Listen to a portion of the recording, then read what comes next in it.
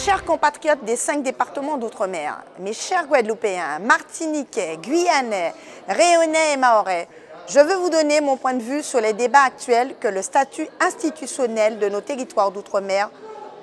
En effet, la délégation du Sénat à l'outre-mer est en train d'auditionner les élus de nos territoires pour recueillir leur avis sur l'opportunité ou non d'élargir les prérogatives des collectivités locales. Mon opinion est que ce débat est hors sol, déconnecté des réalités, loin des préoccupations du quotidien. Les 2,2 millions d'habitants de nos 5 départements se fichent par exemple de savoir qui répare la canalisation d'eau, si c'est l'État, la collectivité territoriale, la municipalité ou un délégataire.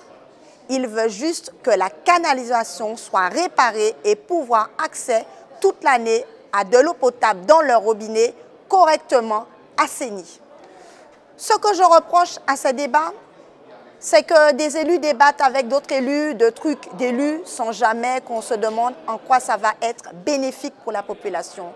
La vraie question n'est pas de savoir s'il faut transférer de nouvelles compétences aux collectivités locales, ultramarines, mais ce qu'elles font des compétences qu'elles ont déjà.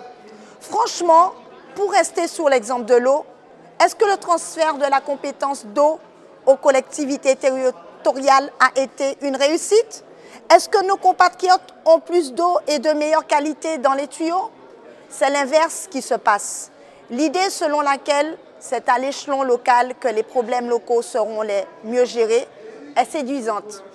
Mais dans les faits, ça ne marche pas comme ça.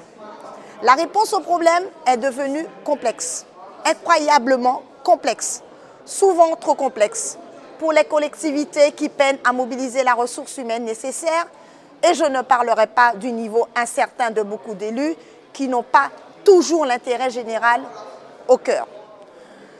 Je suis comme vous, je veux juste que ça marche et qu'on ne démontre pas en quoi la région Guadeloupe ou Martinique sera plus compétente que l'État pour gérer les problèmes. Je préfère autant que l'État garde ses compétences, d'autant plus qu'on sait que les transferts de compétences ne s'accompagnent pas des transferts financiers afférents. Dans des territoires où beaucoup de collectivités sont des états financiers préoccupants, cela ne peut qu'inquiéter. Je prendrai un deuxième exemple, les sargasses. Le système consistait à mettre à la disposition des collectivités d'importantes enveloppes budgétaires pour qu'elles organisent le ramassage et le traitement de ces algues. Sauf que la difficulté à monter des dossiers, le manque d'encadrement technique, voire l'incompréhension par les élus de ce système, faisait que ça ne fonctionnait pas. Du coup, il a fallu créer un service public des sargasses, c'est-à-dire redonner à l'État le pilotage du dossier. La déconcentration a juste fait perdre du temps, tout simplement. Pour les grands problèmes qui nous touchent aujourd'hui, je considère qu'il faut plus d'État, pas forcément plus de collectivités territoriales. Nous avons bien vu dans le passé, lors du référendum de 2003, quand les Guadeloupéens et Martiniquais ont rejeté les évolutions institutionnelles, que mes compatriotes veulent eux aussi plus d'État. Vous pouvez compter sur moi pour être une voix forte dans ce débat. Je ne serai pas de ces élus sautent sur leur siège comme des cabris en disant la décentralisation, la décentralisation.